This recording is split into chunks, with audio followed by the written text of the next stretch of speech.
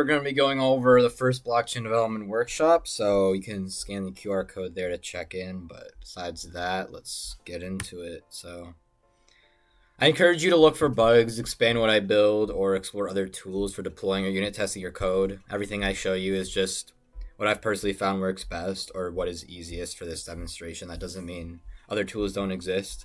And CSI 1133, 1933, 2021 will help a lot with understanding of the material, but I will try and explain it in a way that everyone can understand. And then be sure to ping me in the Discord if you have questions or just to show what you built or what you did differently than I did. Sorry I cannot be here today. So just to start off, we need some background information. So what is the EVM? So when a smart contract is executed, the Ethereum virtual machine interprets the contract's code, which is written in a language called Solidity, and then it's converted into bytecode. So the EVM uses this bytecode to perform specific tasks, ensuring that the contract's code is executed exactly as written. And you can compile your code and deploy on all EVM compatible chains. So some examples would be Polygon, Sonic, or Avalanche. And the process of compiling down to code that can be ran by a virtual machine is similar to how Java works, if you're familiar with that. So what is the Solidity language? So it compiles, Solidity compiles the bytecode, which can be interpreted by the EVM. It's not the only option for generating EVM-compatible bytecode. Viper is another popular choice. Just like how I mentioned Java works, there's other Java virtual machine languages that you can use. It's the same idea. You can use multiple languages that get compiled to the same virtual bytecode that can be interpreted by the virtual machine. So Solidity is compiled and then interpreted by the EVM. It's high level, object-oriented, and it's statically typed, similar to C. So moving on, what is the ABI? So the application binary interface is an interpreter that facilitates communication with the EVM bytecode. It is a human-readable list of methods on a smart contract for executing particular functions. EVM bytecode is made up of a number of opcodes. When ABI encoding calls a function, it refers to a particular opcode. After processing the transaction, the opcode returns the result, which the ABI decodes to the user. So going into it more, it's like a mapping between the raw ones and zeros and the functions which correspond to it. So to give you a concrete example, if I give you the binary number 10000001, and you don't know the data type, you're just given this data, you could interpret this as an 8-bit type, or it could be 2 instances of a 4-bit type. So that's what the ABI does. It tells you exactly how many bytes each function corresponds to, essentially. The ABI is necessary for you as a user/developer to call the various functions that you create in your code. So basically what is in the ABI, it's the type, the name, the inputs, outputs, and the state mutability, which we will get into more later on. So what are we going to be building? So we're going to be learning Solidity by building a will smart contract. So if you don't know what a will is, it's basically a legal document that outlines how a person wishes their assets to be distributed after their death. And you can also name a guardian for minor children, which is not related to what we're going to be doing. But anyways, a beneficiary is the people or organizations who inherit your assets. So we're going to have a bunch of wallet addresses that will receive our assets upon our death, supposedly. And the executor, so the person or entity you appoint to manage your estate and carry the instructions in your will. So the smart contract is the executor in this case. It will handle handling out the assets that we fund the smart contract with. And then as we cover concepts, you'll see how we can use it towards building out the project. So going over the basics of a smart contract now. It contains the Solidity version to use, the contract itself, class/contract variables, a constructor that is initialized upon the contract deployment, and class/contract functions. And if you think about it, a contract and a class are really the same thing. A lot of the same concepts will apply. So you may hear people use the word class or contract, usually contract and Solidity, but a lot of the concepts will be the same. Okay, so data structures in Solidity. We have integers, unsigned integers, mappings similar to a Python dictionary. It's key value pairs. An address.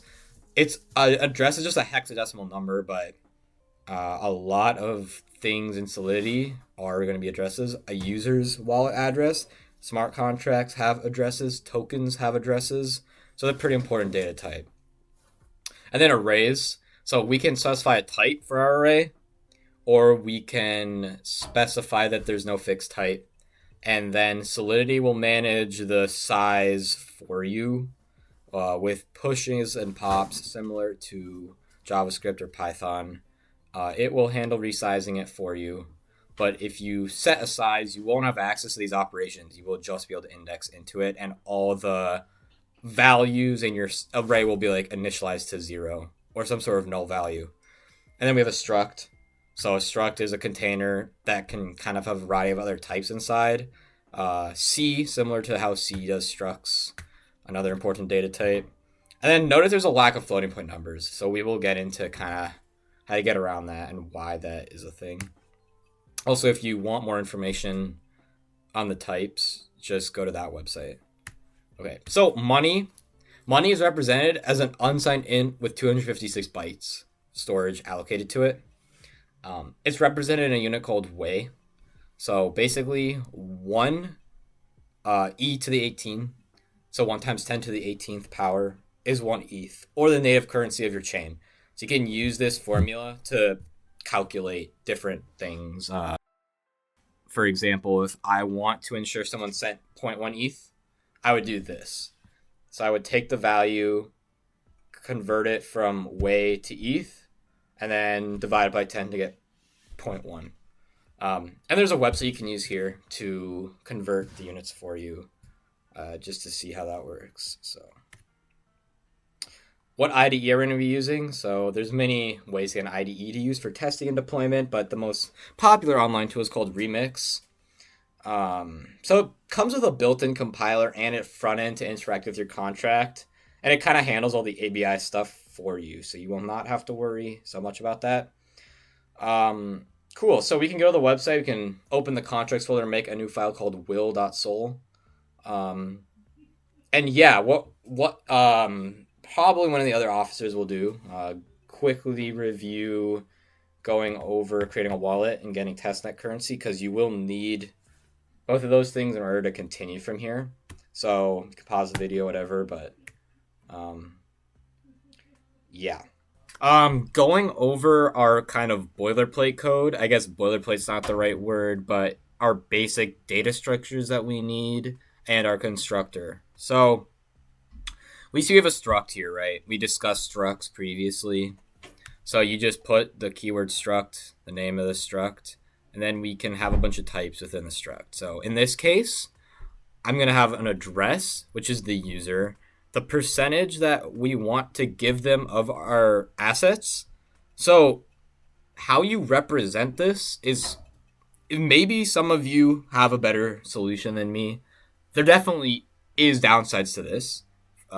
Having a unsigned number from, so 8 bytes, so that's enough to store up to like 255, but we only need 0 to 100.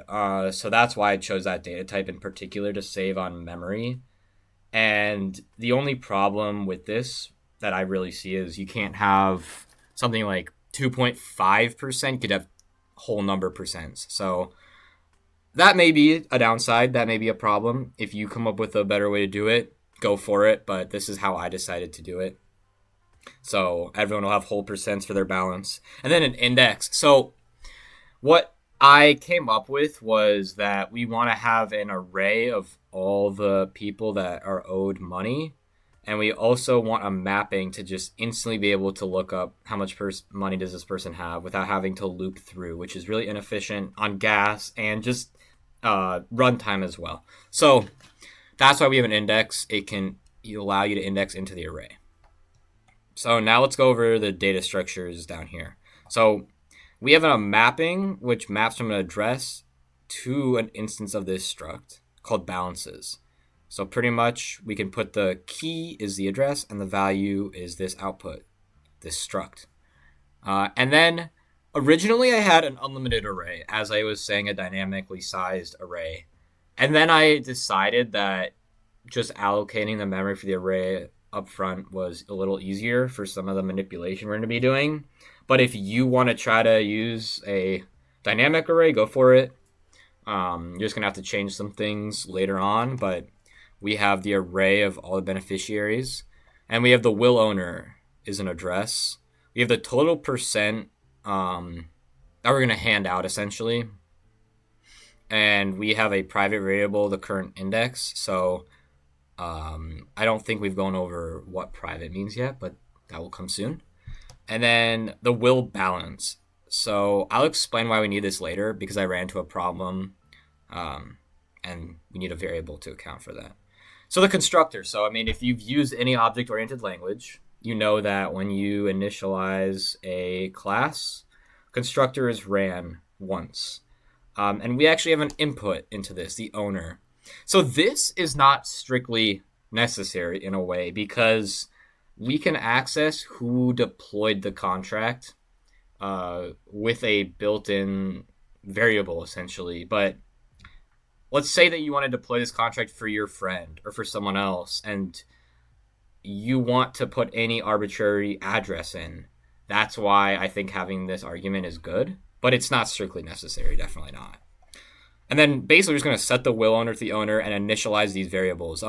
So like Java, like a lot of languages, the variables, the state variables that are just in the contract, not in a function, they do get initialized. So the 10,000 size array will be initialized to all zeros or null values.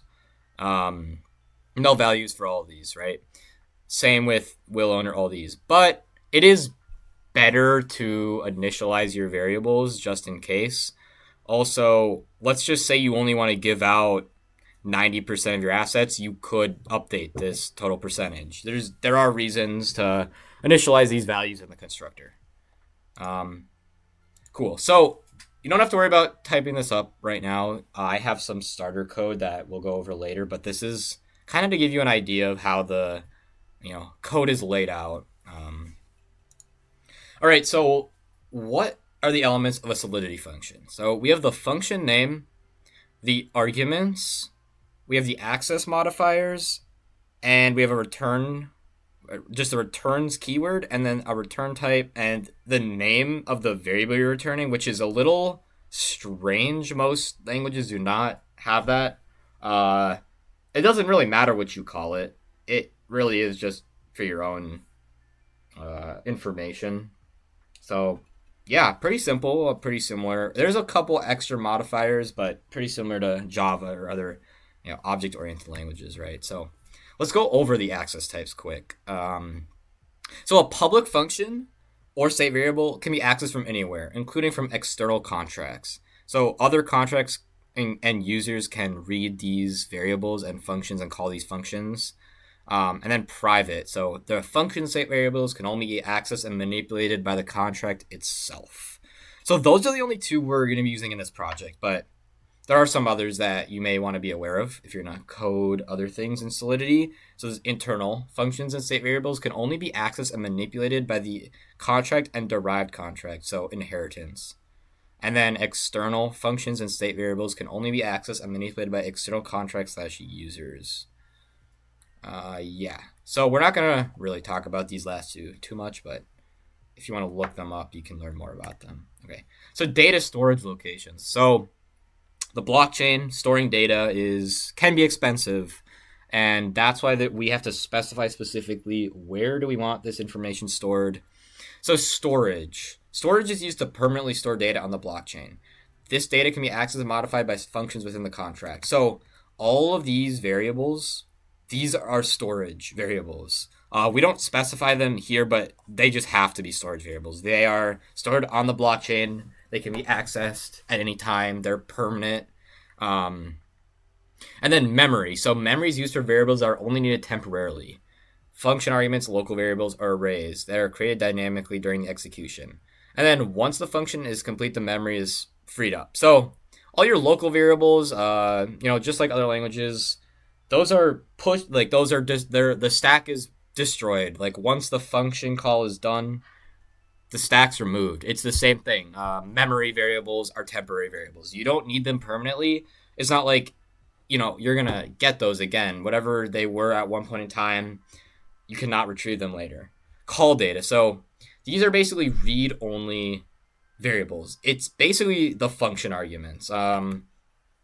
Like this. You are not going to modify these local variables, or you won't be able to. So call data is used for function arguments that are passed in from an external caller. Call data is read-only, meaning that cannot be modified. Okay, so I know there's a lot, and feel free to pause and read over this or look up anything you need to, but we also have function state modifiers, and these are actually, I would say, pretty easy to understand. So payable. So the function can receive crypto via that function call. That's really all it means. You can, part of calling that function is actually sending money with it and funding the contract. So a user can have a balance, a smart contract can also have a balance, crypto balance. View means the function only reads from member variables contained within the contract. Pretty self-explanatory. It doesn't modify the state of the blockchain, and that actually means there's no gas cost affiliated with it, which is really cool, actually. You can read the variables at any point in time. You don't even have to connect your wallet, nothing, and it doesn't cost gas. And then pure. We're not going to use pure, but it states that no member variables in the contract are read from. Basically, all the required data is in the function scope itself. We're not going to use it, but you can look into that more if you would like to. Okay, so we had our basic code up here.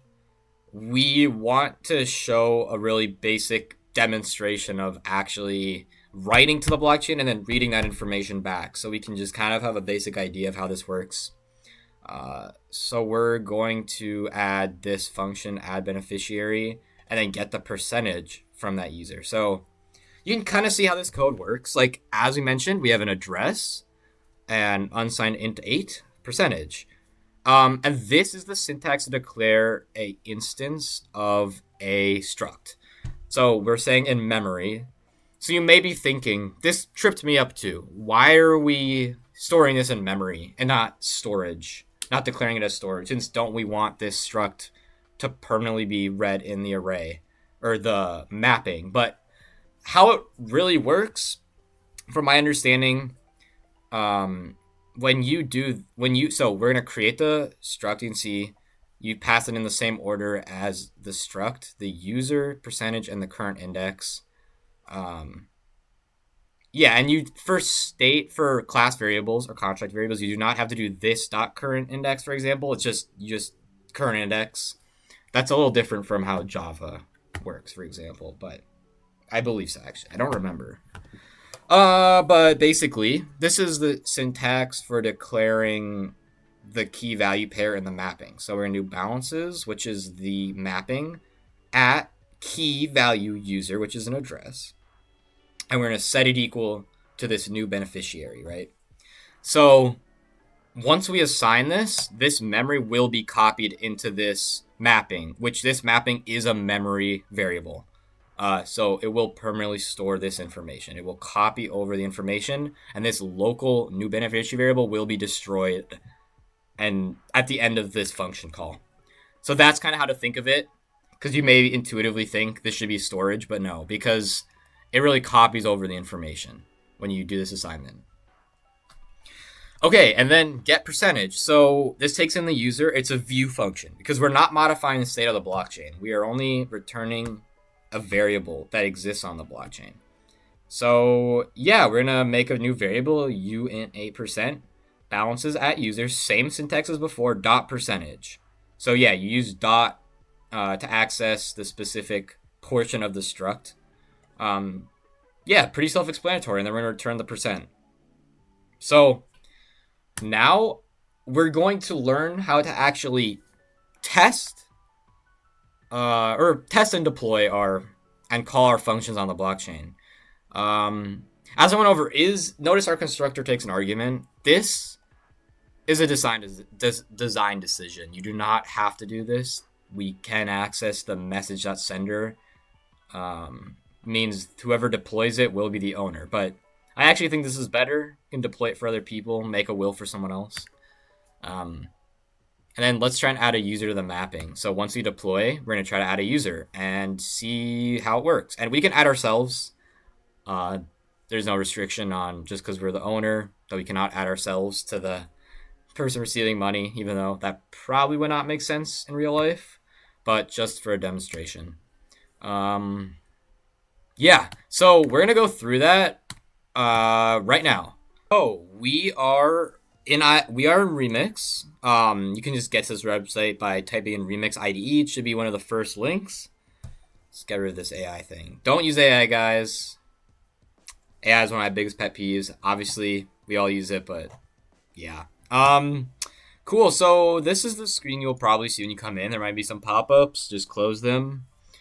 And I have this code here in this GitHub repo. So I'm going to show you how you can get that code onto here because it's going to make your life a lot easier.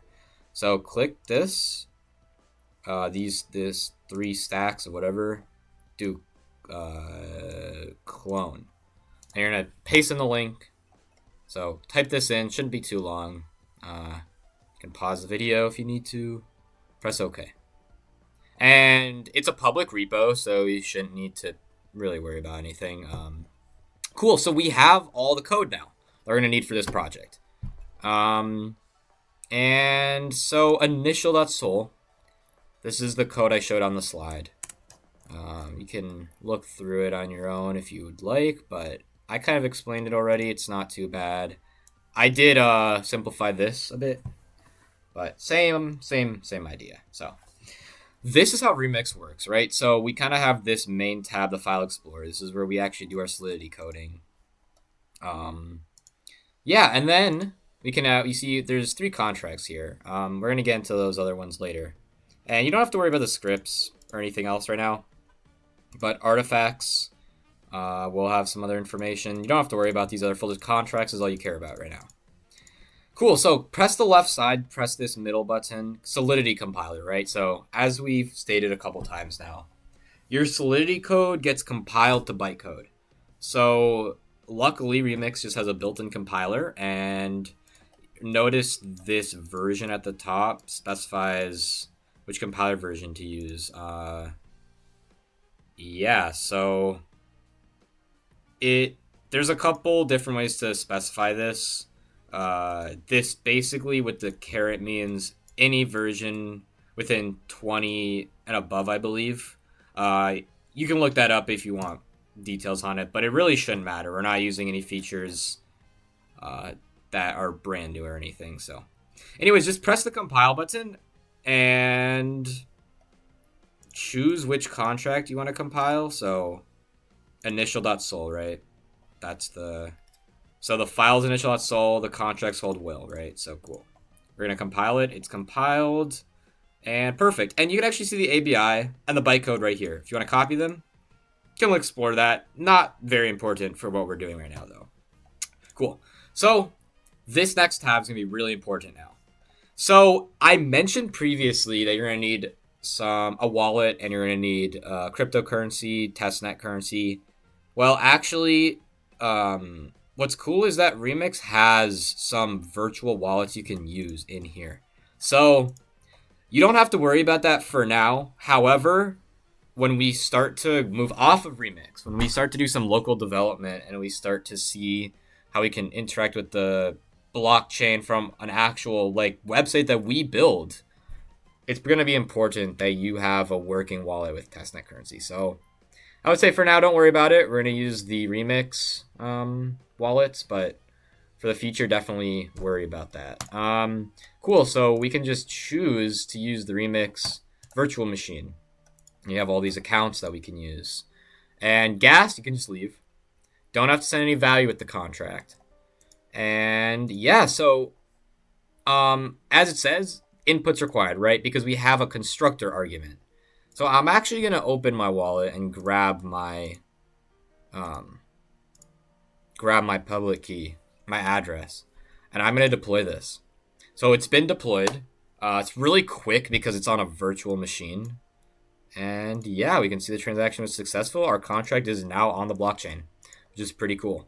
And if you go to deployed contracts, you can see that we have our contract here, right?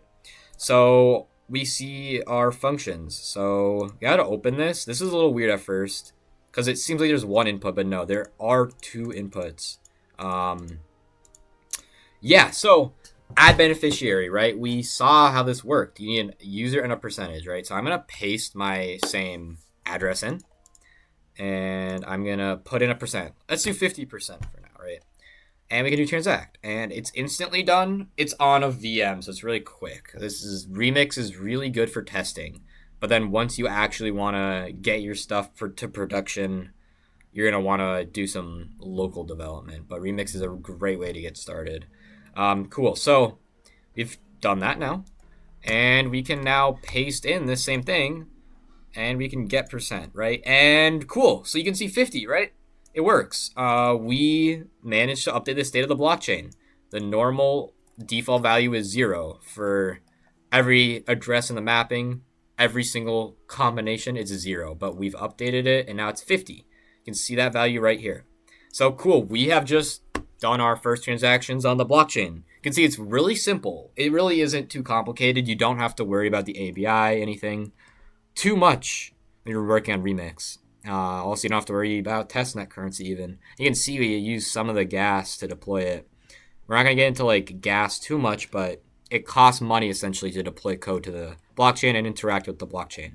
We're going to talk about like why would a transaction fail on the blockchain. So why might a transaction fail? There's lots of reasons. There's not enough gas sent with the transaction, code logic problem, etc. There could be lots of reasons, but you might want it to fail, which is a little counterintuitive at first. Why would you want a transaction to fail? But there's several reasons. So first of all, you might want to use a revert statement, and then you can put an optional error message, which is a string.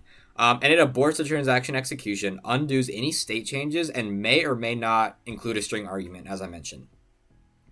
So this is, for example, let's say that the percentage the user entered is not within the range of 0 to 100. We want to revert that transaction.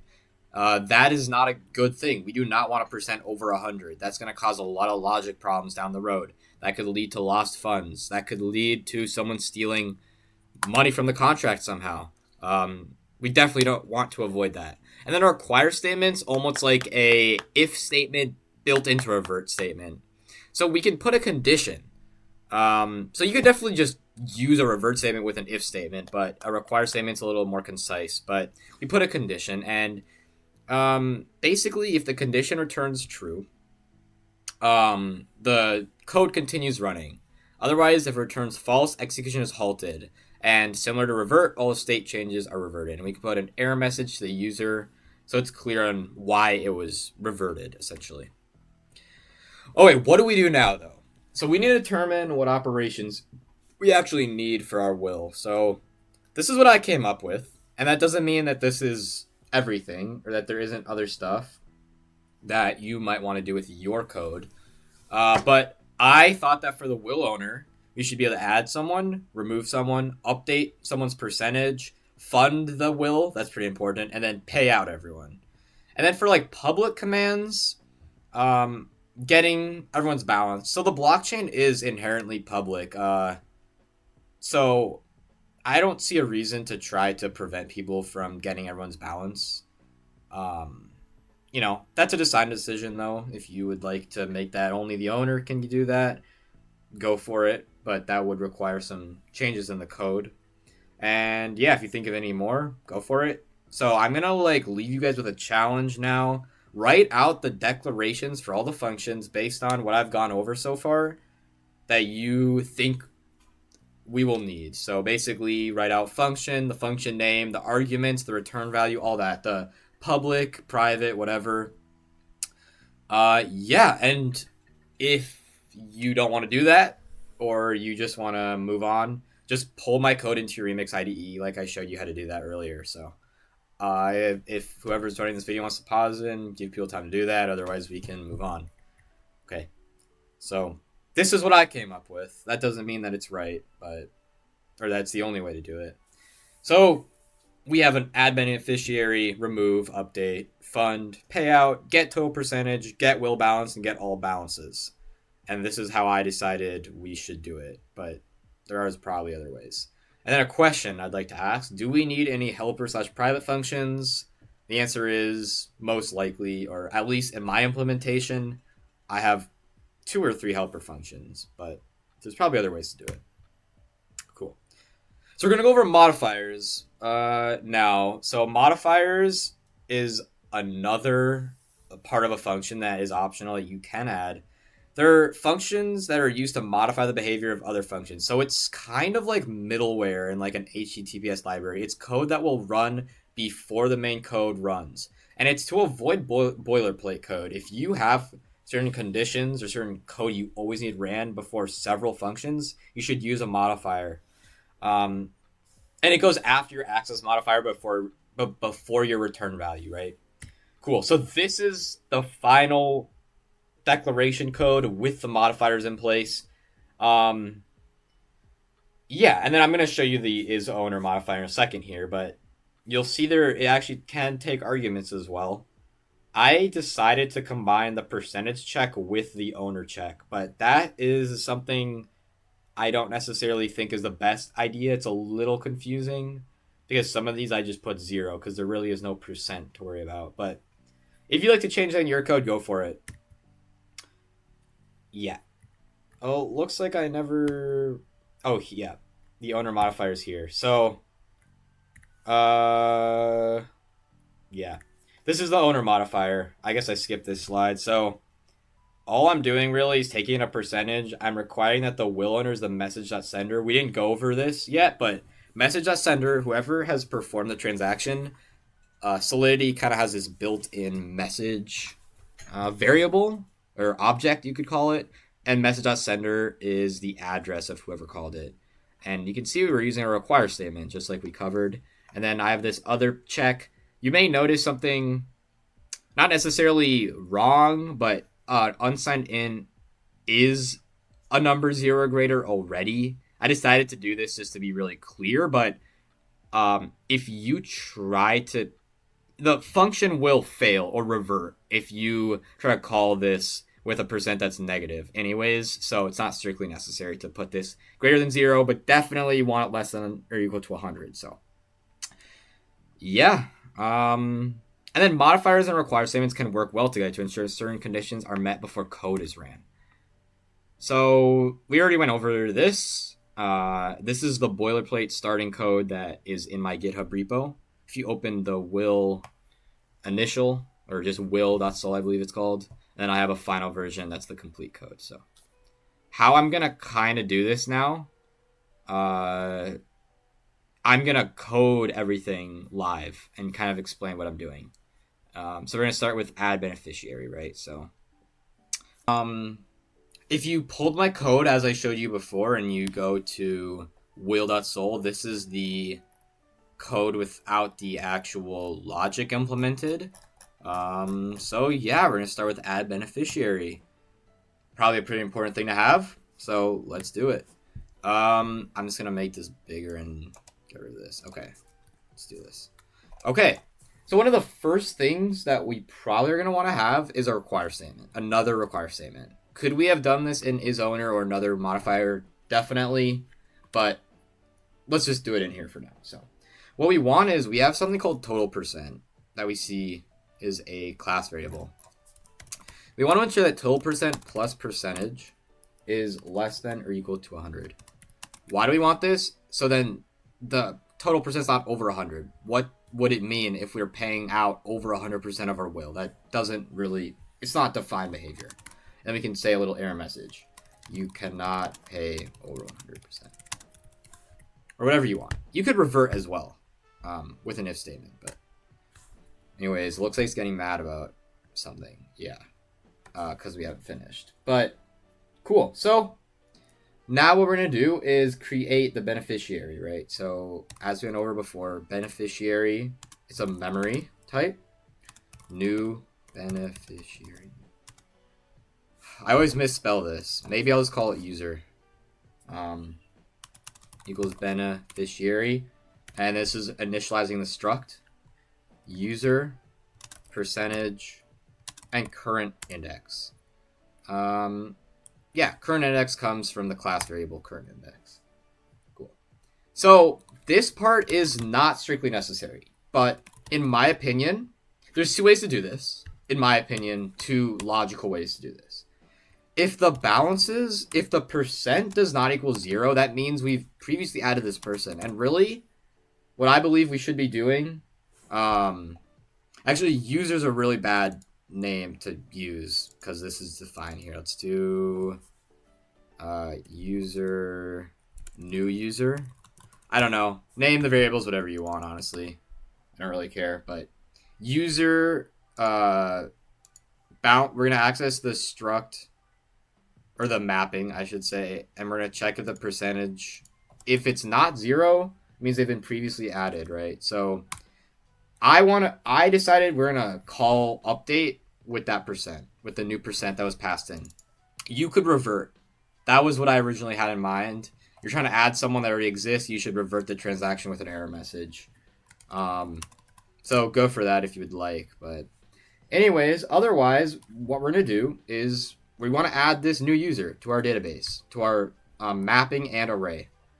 Cool. So balances at user, so our mapping, equals the new user.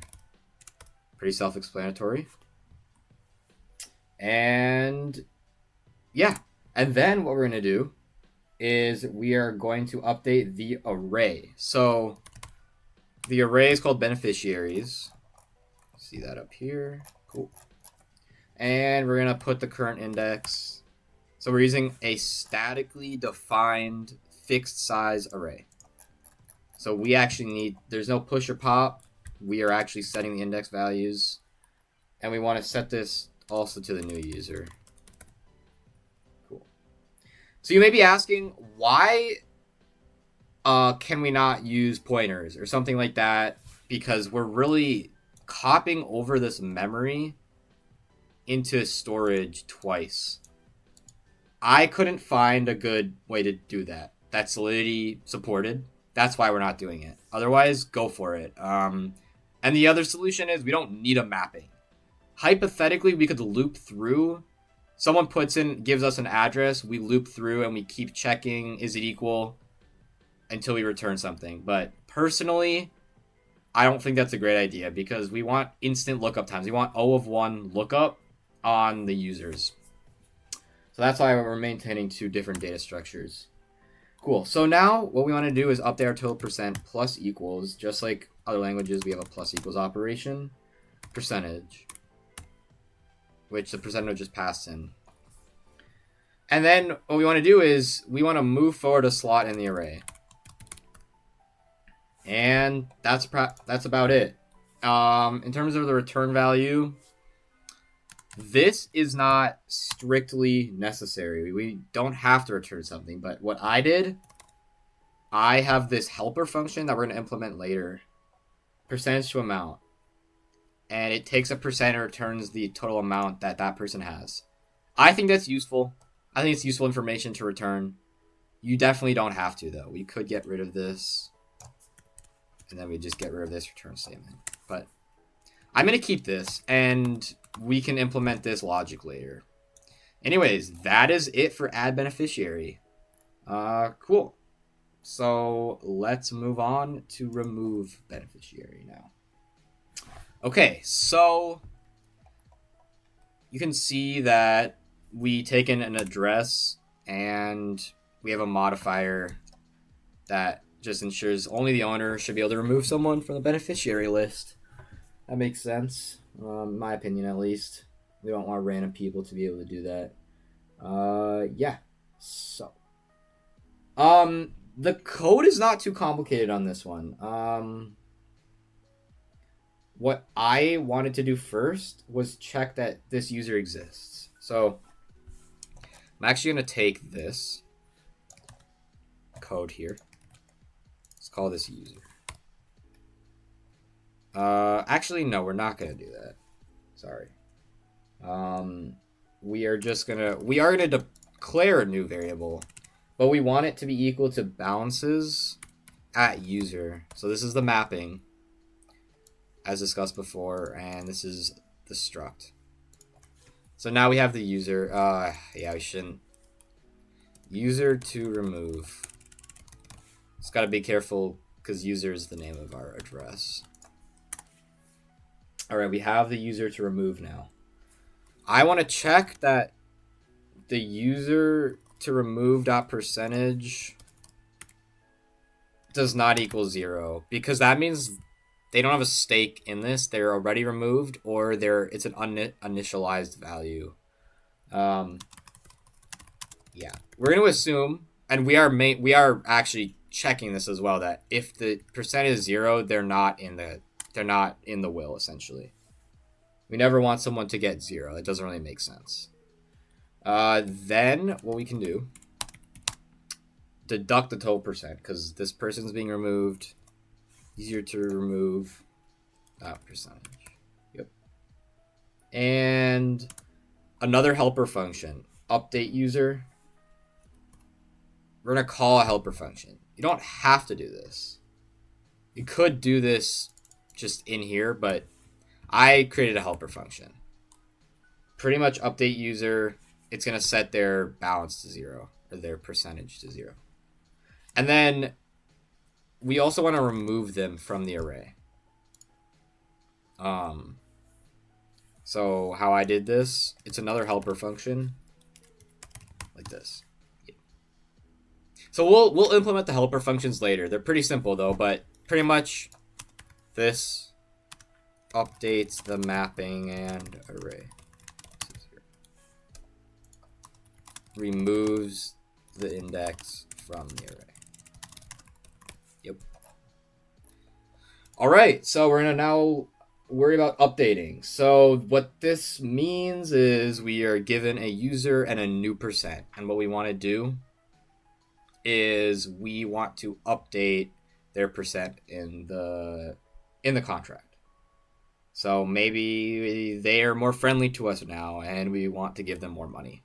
I have no idea, but it's definitely something important to have. Not strictly necessary, I will say, but definitely important to have in my opinion. So similar to before, we're going to declare this. Going to have user to update. Sure. Why not? Yeah, we're going to access them in the mapping. So this is why we have the mapping. We're accessing so many times. We're accessing the user based on an address, not an index in the array. We only really use the array to loop through everyone. It's a little hard to loop through mapping because hypothetically a mapping has infinite values in a way because they're all initialized to 0. So not to get into the weeds, but that's why I decided we want both data structures. Anyways, so another design decision, I decided if the percentage... Actually, I guess this is pretty necessary, I would say, to the overall logic. If the percentage is 0, meaning we should really be removing this user. You could revert as well and say you're calling the wrong function. You should be calling revert or remove. I would say that's another very valid way to do this. But someone that's removed is not getting anything, so we're gonna return 0 on this. Else, if the percentage is not 0, then we're gonna actually update them. Okay, so this I came up with a way to do this. To basically, we want to check that the total percent is not over 100. And there's probably another way to do this, but this is how I decided to do it. We're gonna do some casting. So just like most programming languages, you can cast variables into other data types. So I decided to create an int a called net change. And you're probably wondering, why is it an int a, not an unsigned int a? Because what if the net change is negative, meaning they're getting less money now? They did something to us that we don't like. They get less money. In that case, user... So we do have to cast this as an int 8 as well, because this is an unsigned int 8. If you look back at our actual struct up here, it's an unsigned int 8. So we do need to cast it. There's nothing wrong with doing that, but we do need to do that just so the math works out. And then percentage. So if you think about this for a second, it's the net change from what they had before to what they should have now. And the number could be negative or positive, depending on if we're increasing or decreasing their balance. So I decided to do another intake called new percentage, which is our new total. And what this is going to be equal to is we're going to cast our class variable called total percentage minus net change. We do not need to recast net change because it's already an int 8. And this will give us a new percentage that will always be positive. It will always be positive unless, because we have, it will always be positive because you can't pass in a negative percent. And we check it here, right? So technically it cannot be negative because it's an unsigned int 8 and because we do the checks here. So there's not really a way for this to ever be negative, but we do have to cast it as an int 8 just because we're doing int 8 operations. The most that this could be, the new percent could be 0, but it will not be anything else.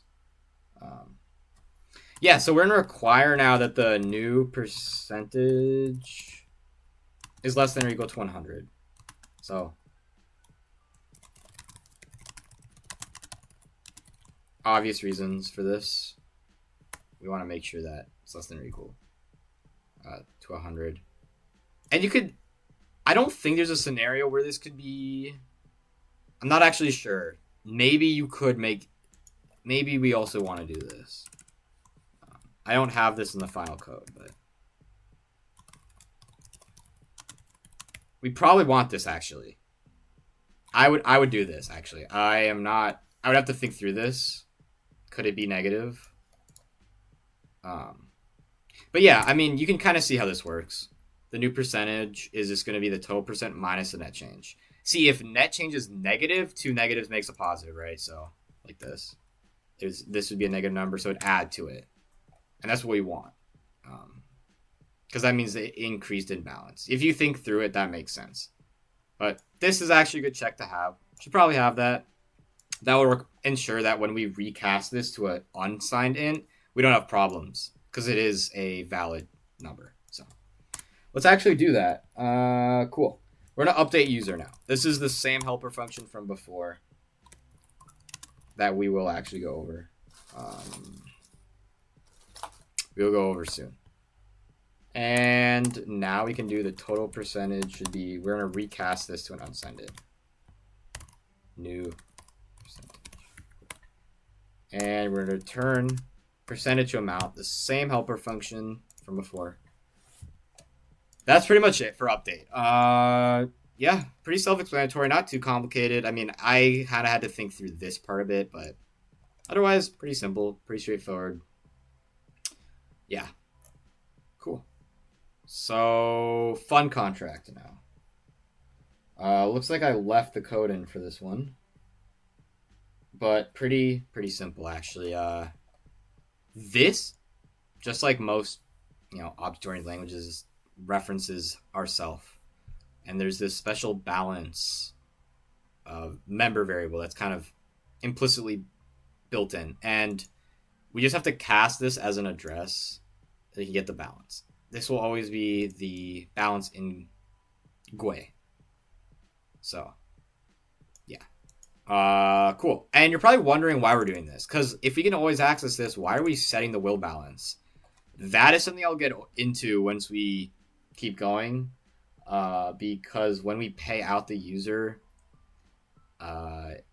it will run into problems if we don't do this. So this is pretty much what we're going to do. We're just going to set this variable, which is defined up there, to the new balance because it's a payable, as you can see. So the owner is paying funds to the contract.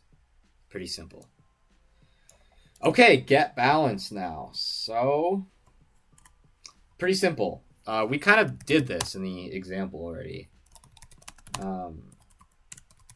We're just going to access the mapping and get the percent, and we're going to return percentage to amount.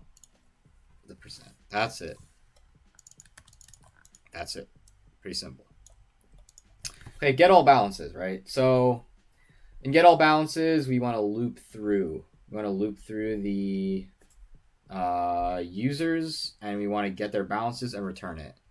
So this is probably not going to be too useful, actually. In our final version, we might want to do some sort of return value that includes the money and the address in some sort of tuple or other data structure, or a struct, maybe a struct that has a user and a balance, because right now we're just returning money values, which not the most useful, but we don't really need anything else right now. We can always update this later. So cool. Let's get into it. So we're going to declare a memory unsigned int 256 array called money values. And we're actually going to declare it like this syntax. And the current index is equal to the size of our array. So if you think through that for a sec, the current index is the next index to insert, and that's also equal to the length of the array. If you think back to whatever programming class you've done, you start at index 0, so the length is always 1 more than the last index in the array, and the current index points to the newest open slot that has no item in it. So that's kind of how to think through that. So for loops, we did not formally go over this, but like really you guys should know this. No offense. If you don't know a for loop, sorry, but you're gonna have to look it up on your own, I guess. Oops, missed this. So yeah, we just looks just like Java, looks just like JavaScript. We're gonna loop through to the current index. Yeah. Cool. So what we're gonna do when we're in here is we're gonna grab the current user.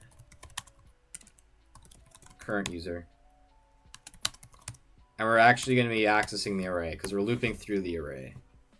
Then we're going to set the money values at that index equal to get balance of the user. We just wrote get balance up here, so we can actually use it. Cur user dot balance. Dot, yeah, just cur user dot. It's a dot user. I guess that was kind of really bad variable naming, but whatever. Yeah, cur user dot user. That's pretty much it. And then we can return the money values. We're returning a memory because easy. We don't need this to stay in the blockchain permanently. Once it's returned, it's destroyed off the stack. You don't need it permanently. Cool. So that should be pretty straightforward. Just a for loop. Yeah. All right, we're almost done here. We're almost done. This obviously took me a lot longer to write on my own than just doing it live. And if I'm going too fast, feel free to pause it or... Yeah, but I think most of this should be pretty straightforward. I mean, obviously, I tested this a lot. I ran it a lot. I tested things out to see what worked. I didn't just do it, on one shot. All right, so paying out the beneficiaries, right? So I am of the opinion that we are not going to pay out anyone until the total percent is 100. This is not like a requirement. I mean, if you want to pay out, if only 50% is allocated and you want to keep money in the contract, go for it. You're just going to have to change around some of the logic here. But not all the money will be paid. Ensure total percent. Cool. So yeah, we're actually gonna do another for loop, surprisingly. Yeah, so one thing that I ran into is when we remove an index, it updates the current index. So you need to do this, otherwise you will run into problems. At least how I did it, how I implemented this. So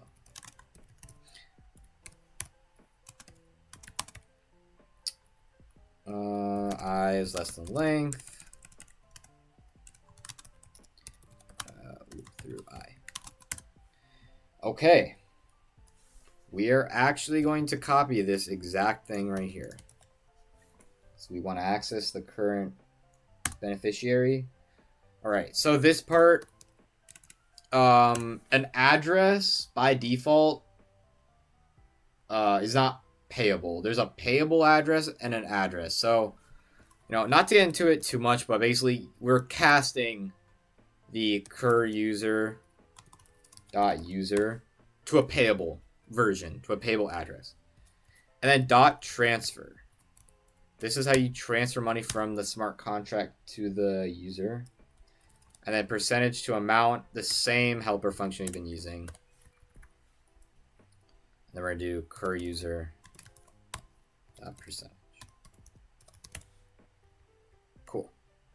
This should be pretty self-explanatory. We're paying the user the percentage of the total funds that they're owed. And this we're going to write. We're going to get to this, don't worry. But it will give the percent of the funds that they owe based on a percent value from 0 to 100.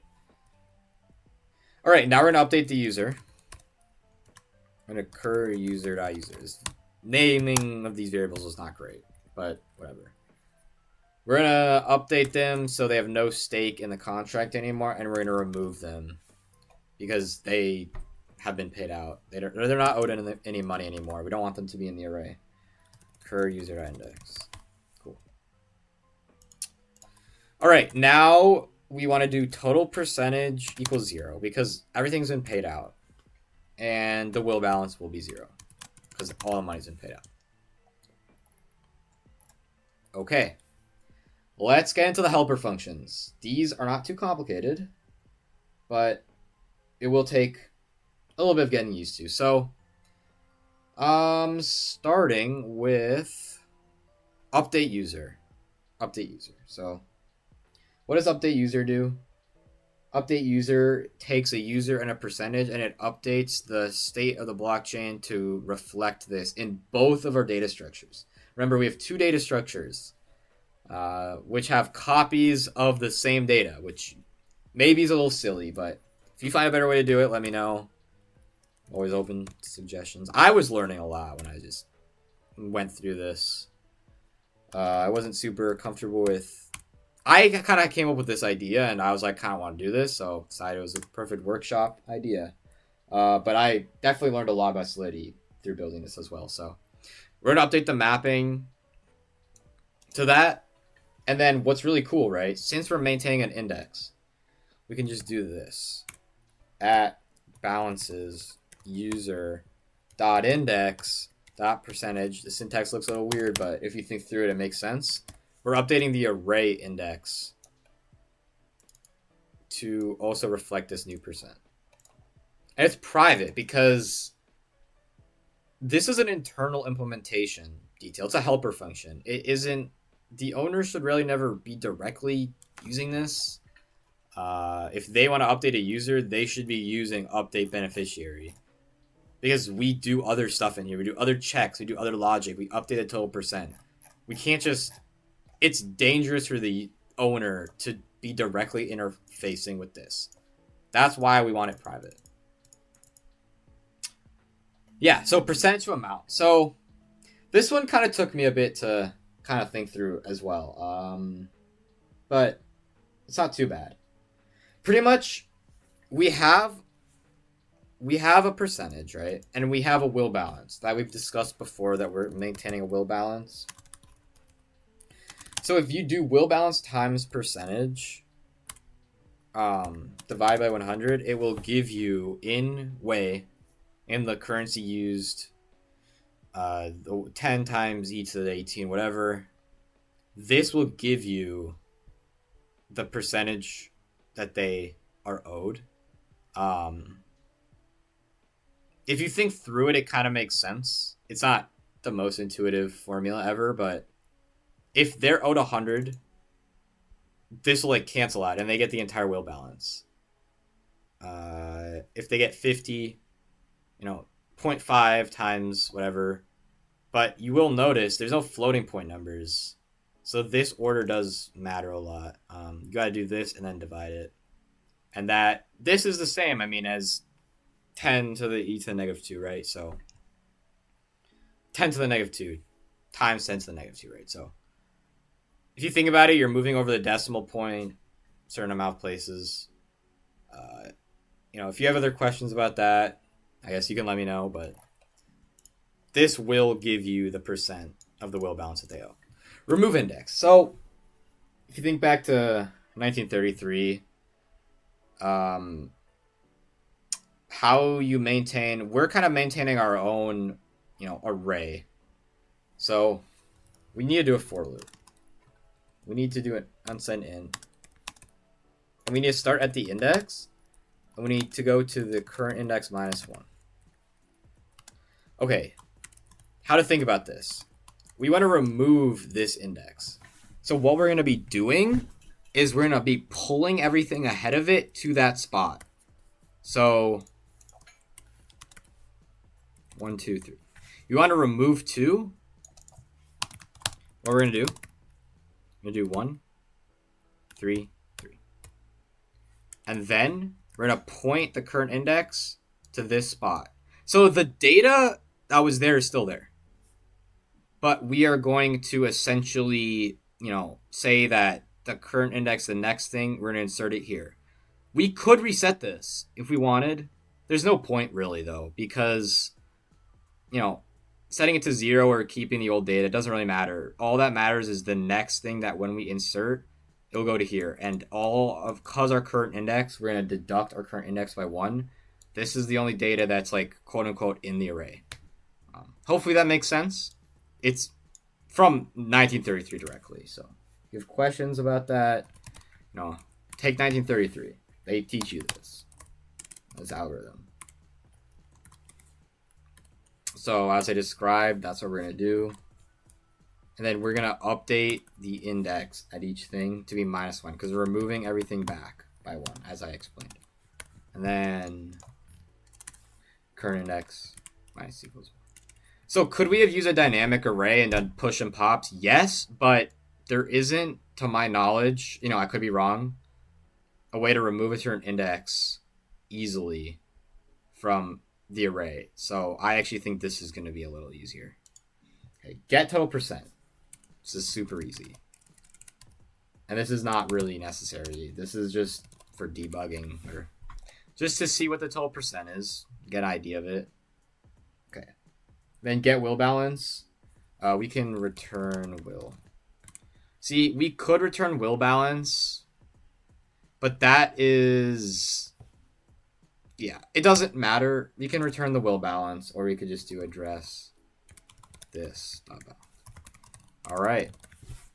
That is it. That is the entire smart contract. I understand that kind of went fast, or kind of just made it look easy, but don't worry, I spent quite a bit of time working on this.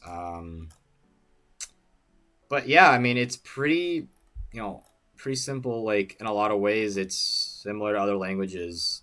There's a couple differences you have to worry about, but yeah, I mean, at this point, what we're going to do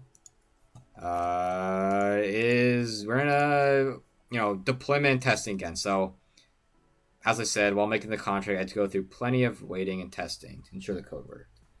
Although I show the code working immediately in the real world, it'll take a lot of testing and fixing. All right, so it's time to finally deploy our new smart contract and test it out. I will mention I did make one change, so maybe some of you noticed this, but if we remove the index here, this was the code from before, it will move everything in the array back, meaning that we are not going to be accessing all the values because we're going to move everything back. Instead, we're just going to simply update the user to be 0, and we're just going to set the current index to 0 at the end, because that means that even though there's still may be some data affiliated with it, because update, if you look at the logic for update user, it sets the percentage, but it still does have the user, but that's fine because we are changing the current index. First of all, we're setting their balance to 0, and we're putting the current index at the beginning of the array. So that's one change that I made that you should probably make as well. Otherwise, you will run into an error, or a logic error, I should say. Anyways, cool. Let's go to the Solidity compiler, and let's compile our code. See, you have the green check, and we're good. So now I'm going to reset the state of the blockchain. I'm going to reset the virtual machine, I should say. Let's give it a second. And these balances should be reset.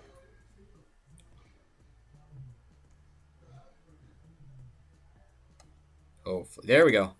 All right, so cool. Let's use this first account as our owner account. And let's put that here and deploy it. Cool. We can actually now see our deployed contract. And yeah, let's fund our contract first to start. So how you're gonna do that? We're in Ether units. We're gonna do 5. And we are going to fund it. Cool. Forget our will balance now. You can see that. It updated. As we mentioned, units are in Way. So even though we typed it in Ether, it's in Way. And if you look back at the slides, you can see the formula for that conversion. All right, cool. Let's actually add some users now so we can actually pay them out. You can see that the money was taken, by the way, the 5 Ether from that test account. All right, I'm going to actually make a error on purpose and show you that I've copied this, but I'm selected on this account. What if we try to add ourselves? See, we'll get an error. Only the will owner can modify this. That comes from up here. So we can see that our logic is working. Let's go back to the owner account now. Let's do it. Cool. So total percentage 20. And if we get the balance, you can see that that user has 20% of the balance. All right, let's add another user. Let's give them 20% as well. Why not? We're going to have to switch back to this account. Sorry. Yeah, let's do it. Cool. Yeah, so now that person has, let's get all the balances. See that. And if you put this user in, they should have a balance. There we go. 20% to 40%. Will balance has not changed. And you can see that reverted transactions do still cost gas. That's why these amounts have changed, because I ran a transaction, even though it got reverted, with these accounts. Let's do one more account. Let's get the total up. So let's go 60. I will actually show you one thing as well. What if we do something wrong? You can see that you cannot pay out over 100%. So our logic is working. Those checks have actually been working. And that is why you want revert statements. Yeah. All right, let's do the correct amount. So we want 60. Right. If we do this, there we go. We have everything should be ready to be paid out now. Yeah, so we're on the owner account. You can see that. And let's try it. Let's try actually paying out everyone. Cool. There we go. Will balance is 0. Total percent is 0. There's no values. And all the balances are reset. And everyone actually did get paid. You can see here. 103 was given to this account. And then 1 Ether was given to this account. 1 Ether. So, you know, I don't think I need to do this math, but if you guys do want to see, what, did we pay 20? Yep, so 5 times 20. We paid 1 to that account, 1 to the other account, and then we did 60, so 3. As you can see, it works. Yeah, that's our code. It worked. I hope you guys enjoyed this lesson. If you have any questions, you know, reach out to me, but that's about it. Cool, so I hope you guys enjoyed that, and just to go over one last thing, I want to continue this workshop in a couple weeks to go over building out a front end. So, you know, Remix provides a front end, but it's not something that you would actually want in a production-ready environment. So I was going to think that we could have a will owner have access to certain commands, those same functions, through maybe a better UI. And also displaying all the users and their balances. Maybe we affiliate names with them. We could update the smart contract to do that. We could take in a string. When we add an address, we could have a string affiliated with it as well. And we could use an API to get the USD equivalent of the Ether at the current price based on how much balance each person has. And then, yeah, you can suggest features in the Discord or build out your own UI. And then next time I can show you how to implement, the smart contract interaction. So I hope you guys enjoyed. Have a nice rest of your day.